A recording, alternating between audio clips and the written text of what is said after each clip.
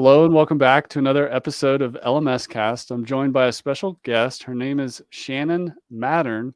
She's from webdesigneracademy.com. Welcome to the show, Shannon. Hey, Chris, thanks so much for having me.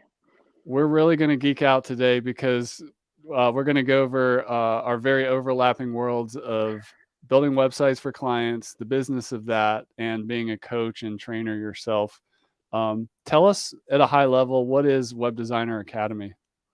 Yeah, so at a very high level, we are business coaching for web designers. So what we find is that a lot of times people have all the skills that they need to build awesome websites for clients, and they spend a lot of time working on those skills and developing those skills. But when it comes to running the business side of their business, charging sustainably, marketing, dealing with clients, boundaries, all of those things, they have a more challenging time with that. And that's where we come in to really help them like leverage the skills that they've already developed and make more money and work less. So yeah, that's what we do.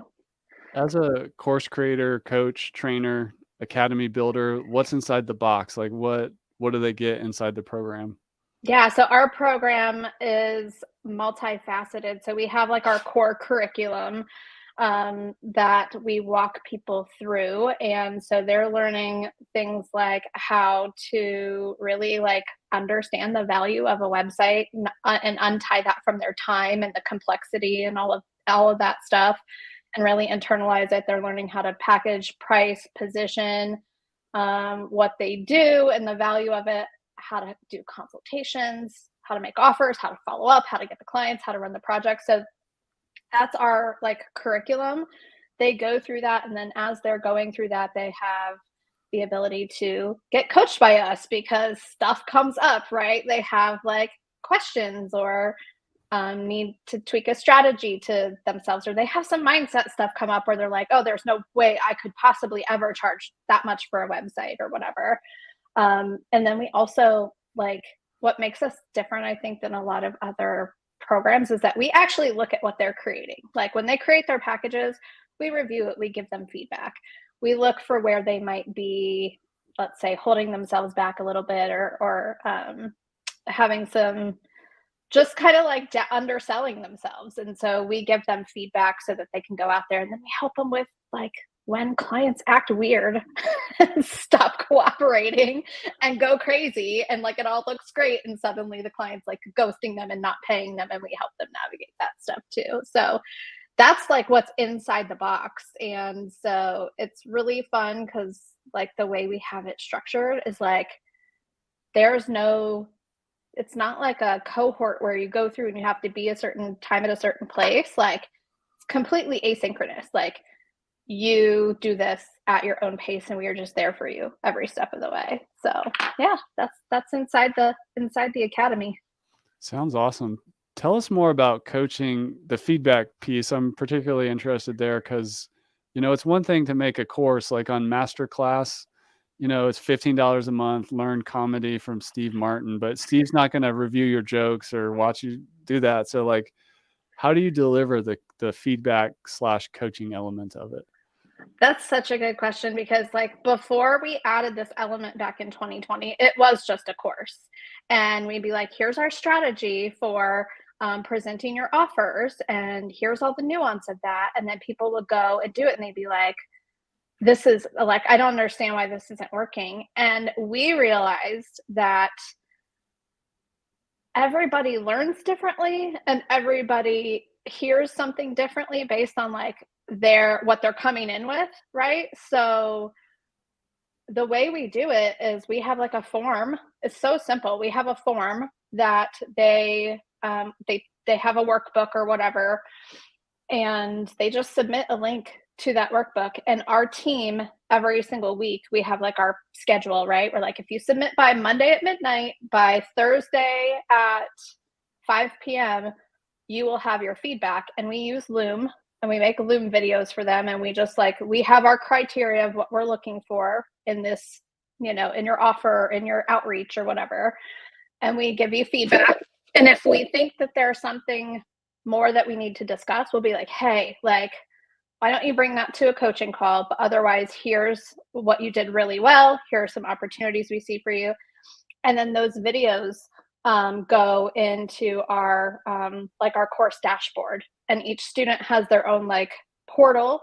And this is the fun part for me as like a techie person, is like we have Airtable talking to Zapier, talking to whatever. And so like our coach just pushes the button and they get an email notification that their review's ready, and then they can go in. And the thing I love about Loom is that then we can comment back and forth on the video, right? So if they have a question about some feedback that we gave, they can just leave a comment on the video, and we don't have to get on the phone together at a certain time to collaborate. And we're able to serve so many more people that way because it's so asynchronous. Wow, that sounds cool. So is the coaching fully asynchronous, no live calls? We have one live call a week. Oh, awesome. And people like pre-submit their questions and they come and get coaching, but everything else is like asynchronous and in our Facebook community and through the work reviews.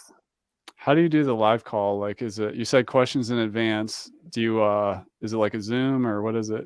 Yeah, it's a Zoom call. So it happens at the same time every week, Tuesday at 3. And every Monday we send out an email saying, hey, click this link to submit your questions. And we go through all the pre-submitted questions first in order. And then if there's time left, the people who are there, if they have something, they can just like put something in the chat or whatever and get those questions answered. But I like to see how much time I have for each question, right? Like if I get 4 questions, I know I can spend more time. If we have 10, and it also kind of helps me plan, like, do I need to add more time to this call this week or, whatever. So that's how we do that. Very cool.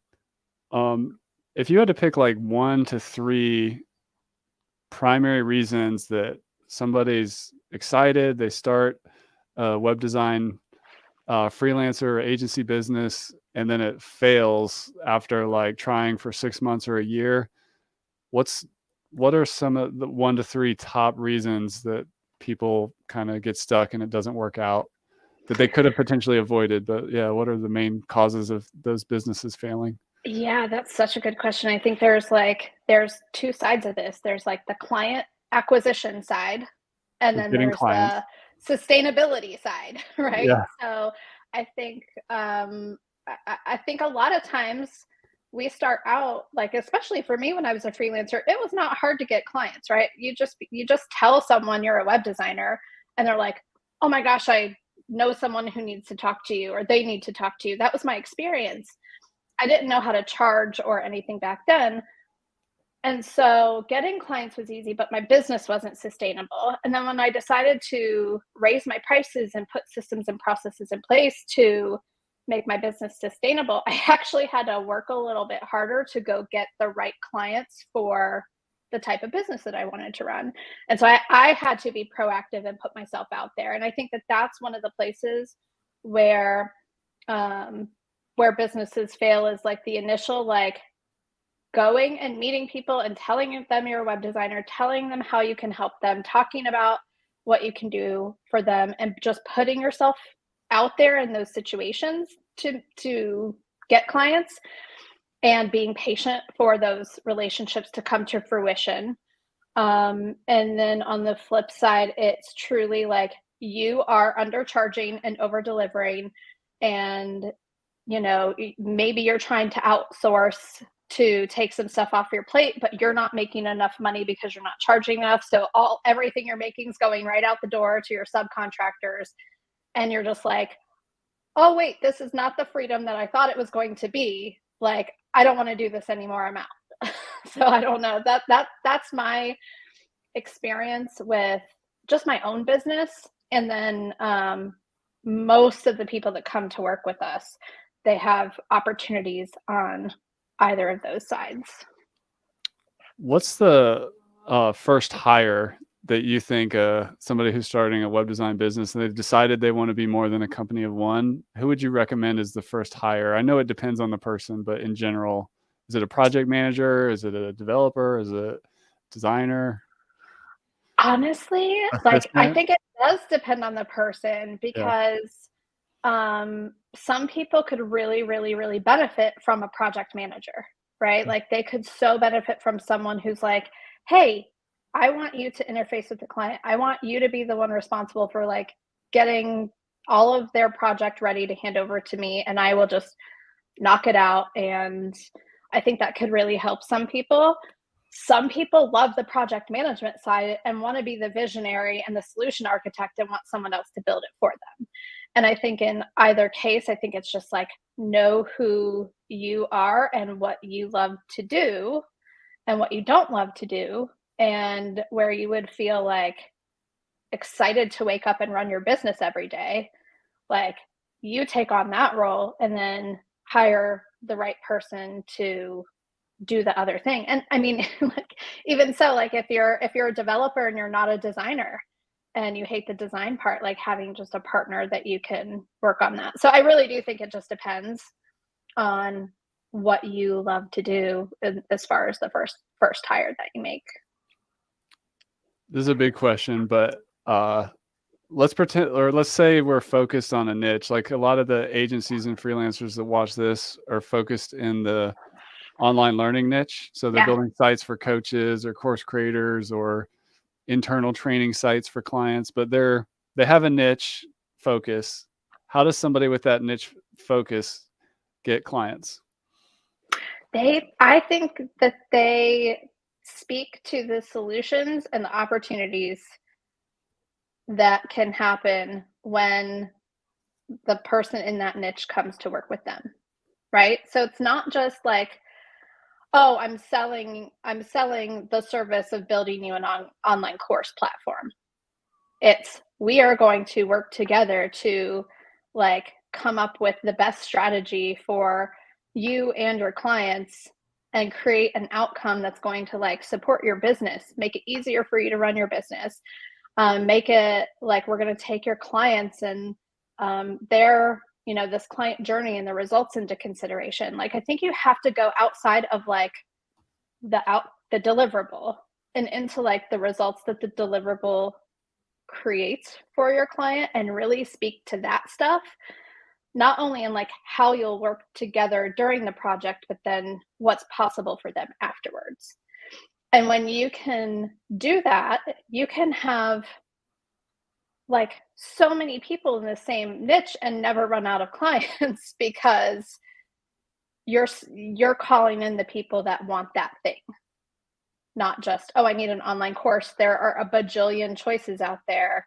I don't know what to pick. Like, oh, I want to work with the person who's going to really guide me through this process and look at my business as a unique business, even though the buttons that you push to create the thing are the same, regardless of the client.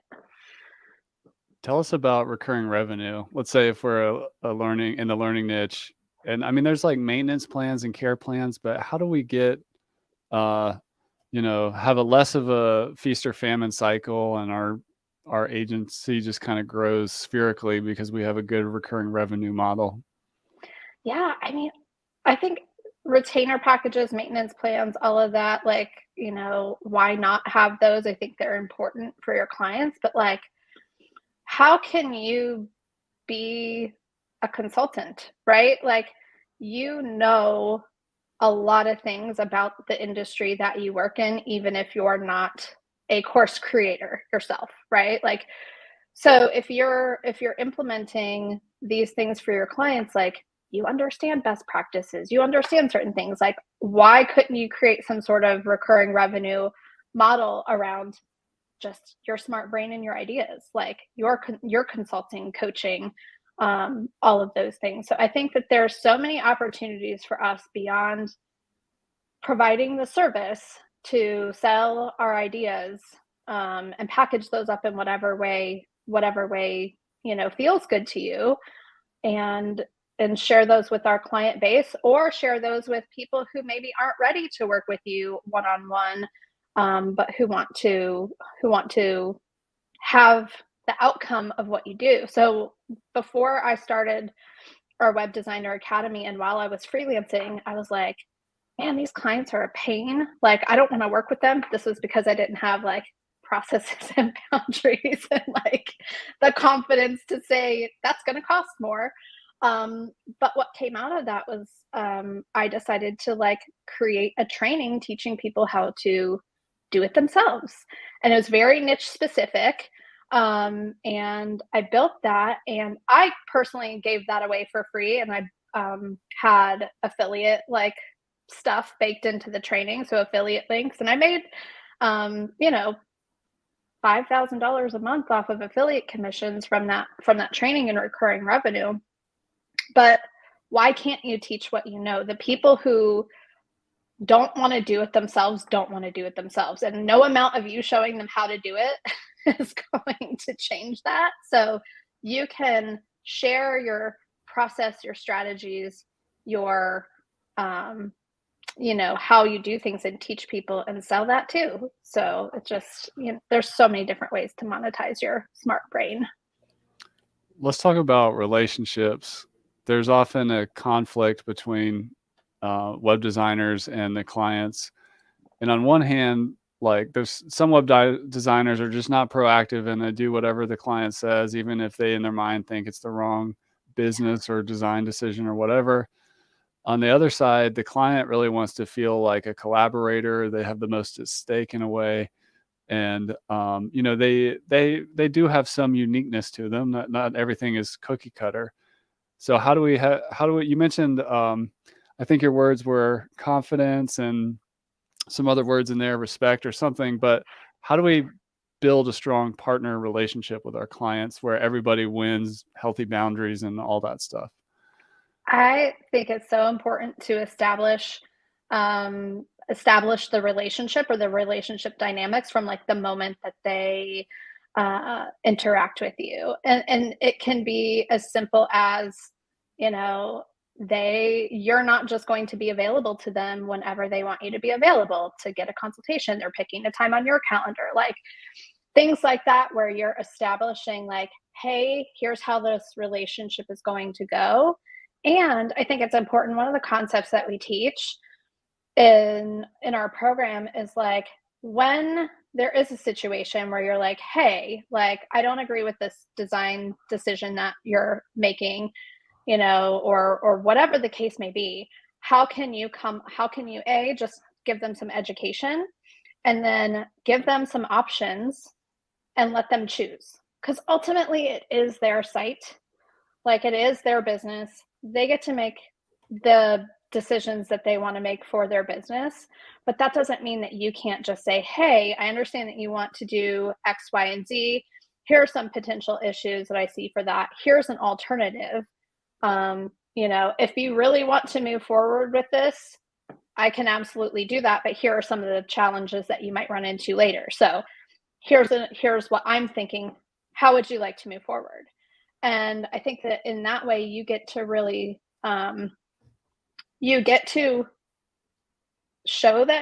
show your expertise, but ultimately let them make their own decision.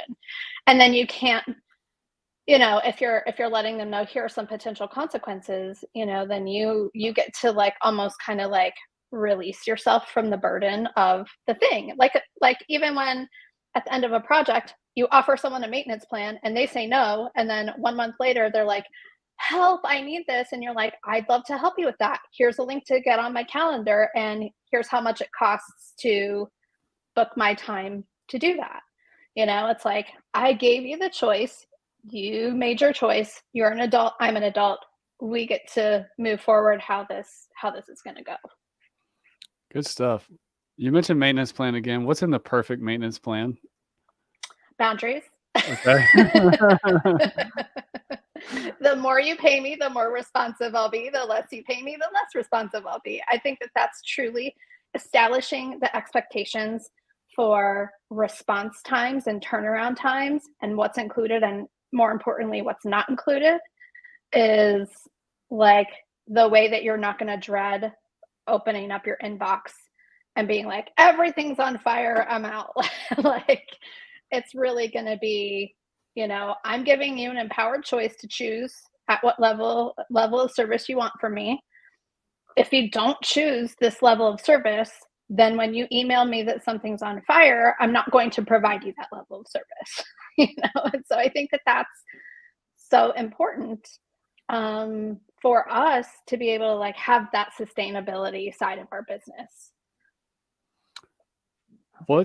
Tell us some pricing wisdom. And I know there's a lot of it depends in here, but how much is like a website worth for like a Main Street business, like a restaurant or something? Or I know it dramatically depends question, but Yeah.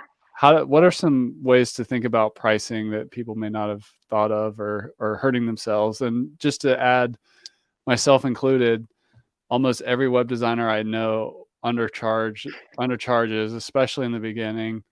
And then there's confidence issues and all this stuff. But how do we do pricing better? Yeah, one of my favorite concepts is the rule of 10. And I did not make this up. I heard this from a colleague. Her name's Aisha Crumbine, and she runs a completely different business. But she was sharing this rule of 10 about how to make like decisions to like invest in invest in training or mentorship or something. And when she was talking about like making the decision, she was talking about, okay, like would this, like if I paid X number of dollars, would I be able to make 10 times more than this over the lifetime of the investment? And so, if I paid $1,000 for your website, which I'm just doing easy math, let's say 10,000. If I paid 10,000 for the website over the lifetime of this website, would I be able to create 100,000 as a result of using this tool that was built for me? I have to do my part as the business owner. I can't just buy it and expect it to magically make money. But if I have this tool, like, would I be able to make 10 times more? If the answer is yes, then think like, okay, would I be able to recoup my investment in 3 to 6 months, right? So if I paid $10,000 for this website and I do my part, in 3 to 6 months after like really launching this thing, will I recoup my initial investment? So, I mean, when you think about that as a web designer, and you're thinking about like how much you're charging your clients and how much they're charging and how much more time, money, capacity they might be able to have as a result of having this, like $10,000 doesn't seem like it's a drop in the bucket, right? And it's so important to think of like it's not necessarily about like I could spin that $10,000 website up in a day if I had all of the all of the information from the client and everything that I needed. It's not about how much time it takes you. It's not about how easy it is for you. It's about what the client's able to go on and create as a result of having it that they weren't able to create when they didn't have it. And if you can make that shift in your mind and think about, the rule of 10 when you're thinking about pricing things, then you'll just be like, it's a steal. They're going to go on to make 10, 20, 30 times more than they ever paid me throughout the lifetime of this. I love that. So for like a learning site or a coach, it's also about like what project, like what are we building here? How do we make something so this coach or expert can put $10,000 in and have a $30,000 of income and after 3 months after launch or whatever. Yeah. And are you saving me having to hire an employee to like do the things that this site is going to do for me? Like, I think we also discount like the efficiency that a well-designed website that fits into like all of your business systems can create. That like, oh no, I don't have to hire a VA to do all of these things that we were doing manually because I hired the right person to like automate this stuff for me, and to think about the full picture of my business. So it's not just about like what more is made, it's about how much is saved, it's about the opportunity cost of all of it. I mean, factor all of those things in when you're thinking about pricing, and when you can like just make that internal shift that like, oh my gosh, this is worth so much more than I'm charging, even though this number might feel like, who would pay that much? That's why you have to talk about it in terms of all of those other things instead of, oh, it's a website and it's $10,000-$20,000. Let's drilling into like pricing and time and scoping. As price points go up, usually, in my experience, the client doesn't pay all at once. Like, what if you could wave a magic wand, let's say for a $30,000 website build, how would you structure the payments or the milestones or whatever? How would you advise? Yeah. I mean, let's say it takes 3 months to do this project. Maybe, I don't know, I'm just like making easy math. Like, you definitely need to pay a certain percentage for me to even like get you Down on my payment. schedule. Down Yeah. payment. And honestly, I'd divide it into thirds. I'd divide it into thirds, and I'd say, 1/3 to lock this in on my calendar, and like for me to start the process of working with you and doing the strategy and all of those things. The other 10 when I start the project, and then the other 10 like when we go live. And but also, I would have provisions in the contract that if the client's delaying, they're still paying me. Hmm. If I'm delaying, like, which I won't, because I've got it together. The only delay on my side will be if you delay me, client. Um, and so it just keeps everybody like motivated and moving forward with the project. But and I also think that there's room for you to have creative arrangements with clients that you trust. You could absolutely do a longer payment plan for them if that's something that is sustainable for you to offer, right? So you could say, yeah, $30,000 website, and this project's going to be done in X number of months, but we'll break your payments across this amount of time, and that's up to you as a business owner. But I definitely think um, there needs to be commitment on the client's part to keep the project moving, which I think at $30,000 there probably would be, but you never know. It just it all depends on the client. I've seen surprisingly a lot myself and other people where the client in a pricing conversation will say something like, "Can we get the price down, but you can have a piece of the upside of the business?" Like, what would you advise a web designer who's getting who's not really excited about that prospect to negotiate back to the client or whatever? Yeah, like if you are like, oh, I want to become a web designer so I can get a piece and part in all these different small businesses, like fine, cool, but like most people I know just aren't setting out to be a small business and investor in return for their design skills. When a client wants to negotiate the price down, then I'm willing to take services away to get them where they want to be. Right? Like that's my response to that is like, okay, here's the full scope, and it's out of your budget. Like, what is that? Like, here's what we can do. We can, remove this bell and whistle, and we can take this part out. Um, we can put you responsible for writing the content, and I can put placeholder content in there for you. So there's lots of different ways that you can get the price where the client wants it, but I'm always going to take away either deliverables or my level of effort and shift that over to the client, um, or whatever, to make sure that the job is still sustainable for me. I'm not going to ever be like tying my revenue to the future profits of a company that I don't even know if it's going to make the money that they say that they're going to make. How does a web designer avoid scope creep? I mean, in some ways, clients have a right to want to change things and we can Yeah. adapt, but like sometimes you end up in infinite scope creep where a client is asking for more and more new things as the project evolves. And it looks like, oh my gosh, this is never going to launch. Like, what do you advise in that whole scenario? I always like to be very upfront about how this request is going to impact the timeline and the budget, and I'm also very clear that like the timeline's not infinite of this. So when we start the project, we have a clear start date and end date, and then when you ask for things that are going to um, that are not going to like fit into my development schedule, like I'm not going to like not go on that vacation to get this done for you in the timeline. And also might push it beyond. Like, it's always like, yeah, I'd love to do that for you. Here's how much that's going to cost.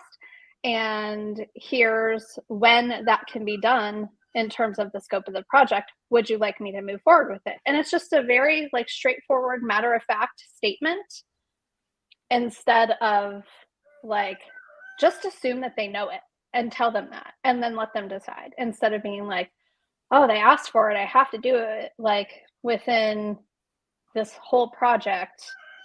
And it helps when you do that, like it helps them be like, oh, okay, maybe I just got excited about that, but I really don't need to do that right now. Like that's not necessary. And then you can really like it's in their best interest to not try to like add all those bells and whistles on before they've like rolled that out, used it, tested it, see if they really need that thing a lot of the time.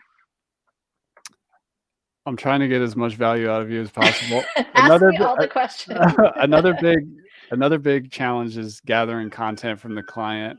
I've seen people build software to try to solve this problem. I've seen people try all kinds of different things, myself included. Me too. What's the key to getting the content from a client? Or you mentioned like maybe part of the scope is the agency writing the client themselves or the content themselves. But and images and all that stuff? How do you get the text and images and possibly video from a client? I think there are so many different ways to go about it, but I think the first most important thing is to establish like what you need from them and by when, like right at the get-go, and then get their agreement to that. And then follow up with them leading up to it to make sure that they don't have any questions, and to get them to recommit to that date. And I know if it sounds a lot like babysitting, like I'd rather babysit on the front end than have these projects go on forever, on the back end. And in terms of like softwares and all of those things, like I've tried all of those things, but it's not gonna like I personally have not found that a software solution compels a client to like get stuff to you faster. Um, but I mean, that's just my experience. But then there has to be some, and I don't like to use the word consequences, but like choices, right? So if you do not get me this content by X date, you're going to move to the next spot on my development calendar, and your payment is still due, and whatever. So we have to know what in our business what the process is for inevitably when a client's not going to cooperate for whatever reason. It could just be that they had something happen and they can't move forward. And we need to let them know all of that up front. Let them make informed decisions. Do I want to like hustle all weekend long to get this together to start on time, or do I want to move the project? Another option is to say, hey, we would be happy to take this on for you, and it's going to cost this much for us to do it. Would you like to move forward with that? So I always like to give clients empowered choices. And when we do that, like they are making the decision all along the way. They feel empowered. You're offering them choices that are within the scope of like your boundaries and work for your business. And ultimately, if it's not going to work out, like it's cool to let a client go and just be like, I guess this wasn't the right time. And your contract should have language in that for what happens. But sometimes we're like, we don't want to do that because we don't want to like let the money go. But you are making so much less money by trying to keep working with this client who's not moving forward and paying you than you could just by letting them go and getting another client. Just a quick tactical question. How do web designers get these great contracts?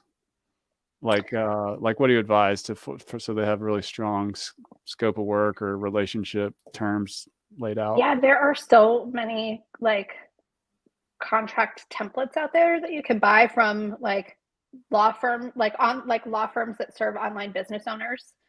So I think that that's one option. We have sample contracts in our program because our process that we teach for running a project is like tied to that sample contract. So all of the boundaries and all of those things are in there. But you can, like, I would invite anybody to be like, okay, how do I want this to go? And like, almost it's like writing a choose your own adventure book, right? Like, if this, then that, if this, then that. And then you like outline all of that stuff in your contract. And then it's a really easy way to say, hey, awesome, you ready to move forward? We're going to kick off. Let's go over the contract together so that you know how this project's going to go. And if you choose A, this is what happens, and B, and this is what happens. And then it's just so much clearer. So you get to decide that. You don't have to like subscribe to any one person's like way of doing it. But the more work you do up front, the less work you'll have to do on the back end. And once you do it a couple times up front, it'll just become part of your process and it'll just be so much easier.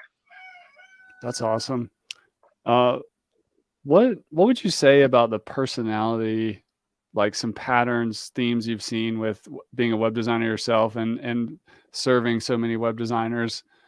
What's kind of part of the DNA of a great web designer from a personality perspective? What patterns do you see? I think one of the things is that they get real excited about opportunities that they see for their clients that maybe their clients don't see. So they're like kind of visionary in a way. And that might come out in lots of different ways if they're a more skilled developer than a designer. But I think that they're always like looking for ways to maybe things that the client didn't see or opportunities for the client, or really like translating down like the big vision of the client into something practical. I think that's like, I don't know, that's the opposite of a visionary, but someone who's able to like kind of take a vision and then turn it into something tangible in whatever medium you do that in. I think that that's another thing. I think patience and persistence and communication are also like great traits of successful web designers. Patience in terms of like relationship building, like going through the steps of a process, things like that, and persistence in all of those things too. But just like being really like confident and like, I know that I can figure out how to help this client. I can solve any problem that comes my way. I don't already have to know how to solve it. I just need to know that I can solve it. And that like ultimately I'm here to create something that is going to help my client get what they want. And when you have all of those things, it just makes doing the thing that you love to do so much more fun. You just made me realize that quality of being a visionary, but also being able to bring the vision to life is the magic trick, or what makes great web designers or building a team that can handle all those aspects really special. Because those are, it's almost like they're opposite, yet you're tasked with doing both of those. Yeah. That's super cool. Tell us the story of you transitioning from web designer to teaching and coaching the web designer industry and the great people out there that do that work. How did that happen? Yeah, so it kind of goes back to when I decided clients were too hard and I didn't want that many bosses telling me what to do. So I made my own DIY training course.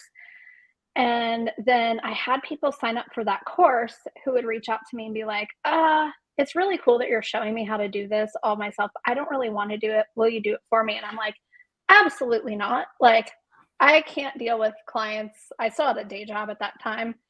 And then I had a business coach. I didn't know business coaching was a thing, but one of the people who asked me that was a business coach. And she's like, you're leaving so much money on the table by saying no. You have this like great marketing vehicle for getting your ideal clients. And I'm like, I still couldn't figure out why they would hire me if I was teaching them how to do it for free. I'm like, no, you're crazy. And so she like helped me get some of the things that we're talking about today, like really established in my business. And then I went on to start like booking clients and like running the DIY side and the client side. And I was like getting ready, like getting close to replacing my day job income, which at the time was like 6 figures. So I'm through relationships. I met someone. I met the owners of Skill Crush. They are, I don't know if you've heard of them, but I've they heard of teach that. Yeah. WordPress to women, like coding and skills to women. And back in 2016, they were doing this webinar about like how to monetize your design skills. And so someone connected me with them and said, this girl like figured out a way to monetize her design skills through teaching and doing freelance work. So they invited me to do this training. And my business coach at the time was like, I know you don't see this, but I think that you should make an offer to the people on the webinar to coach other web designers to do what you just figured out how to do. And I was like, I'm not qualified to do that. Like, no, but I said, fine, I'll do what you tell me because so far it's worked. So I trusted her and I made an offer on that I called it the group coaching program. It was like for $600, which I felt like I was ripping people off. You can come work with me for 6 months and I'll teach you all of the things that we talked. It's definitely evolved since 2016. And I had like 10 people take me up on it. And I'm like, what? And it was such a blast. We met once a week. I taught them everything I knew. I helped them like work through all of the stuff. And then at the end of the 6 months, I was like, okay, well, I have a course now. I'm going to do it again and I'm going to call it something. And I think we came up with the Web Designer Academy just with that group. And we launched it as a course and we launched it again. And meanwhile, it's so fun and easy and it's like just happening and it's making money. And I'm still over here trying to like grow a massive audience for the DIY side of my business, teach people how to build online courses and market their businesses and all this stuff. And it's like hard and it's a slog. And I'm still working with one-on-one clients. And it took me a couple years to like have the realization that like this thing that's fun and easy and that I barely have to market is like the thing I should be doing. And that's when I decided to like start sunsetting some of those other things and really go all in on helping web designers. And I started speaking at like other conferences for web designers and all of that. And here we are in 2023. I was able to quit my day job in 2018, doing all of that. And now we've helped hundreds of women, if not thousands, who haven't joined our programs, but listen to our podcasts and all that, like build their businesses and not hate their lives. What's the name of your podcast? The Profitable Web Designer. The Profitable Web Designer. So go check that out. And last question for you. You kind of brushed over it real quick, but you said that you had a day job. I think it was 6-figure range, and then you got there on the web design and the stuff you're doing on your side. I see in the market sometimes, or just in the world with people, that many think that's not possible to do a side hustle, or they can't make the time, they can't make the space, let alone get it enough love for it to replace their day job. Another magic trick. So how did you do that? Or what mindset shift, or what is it? If someone's like kind of struggling with that idea, how would you unlock them? That's such a good question. So it took me 3 years to do that, from the time I started my business till the time I was able to quit. And one of the things that I had to do, and I know this like sounds kind of crazy, but I started my side hustle because I hated my day job. I was like, I don't want to do this anymore. I cannot sit another day in this beige windowless office and do this TPS report for the 100th time. And like, I feel like I'm wasting my life. So I wanted to grow. I wanted to be my own boss and I wanted that freedom and flexibility. And one of the things that I had to actually do to have the energy and the drive to grow the side hustle was to like fall back in love with my day job. I really had to like change my attitude about the office politics and all of the stuff, and like and go in with a better attitude because I needed that energy to put into my side hustle. I could not like leave that job stressed and drained and then go build websites in the evening. And so when I had that realization that like I know I want to leave, but I'm going to take the time that I have here, make the most of it. I'm going to be patient. I'm going to give myself the time to grow this business while I still have a paycheck coming in. And I'm going to show up for my job in the best way possible. By the end, honestly, I could have stayed because it was so good and it was like bittersweet to leave. But it gave me the time and the space and the energy that I needed to really grow my bigger vision. And then it became leaving to grow the bigger vision, not to escape something that I hated. That's Shannon Mattern. She's from webdesigneracademy.com. There was a time in my journey as a web designer where I got coaching and training and leveled up. I did it again with the academy for a software space. I ended up tripling my business. So invest in your own education. Go to webdesigneracademy.com if you're looking to grow and scale and discover systems and save yourself a bunch of time and headache. Is there anywhere else people can connect with you, Shannon, and also mention your podcast again? Yeah, the Profitable Web Designer podcast, you can get that at Web Designer Academy. You can also find me on Instagram at Shannon L. Mattern or at Profitable Web Designer. Awesome. Well, Shannon, thank you so much for coming on the show and sharing so much valuable wisdom with us today. We really appreciate it. Yeah, thank you so much for having me.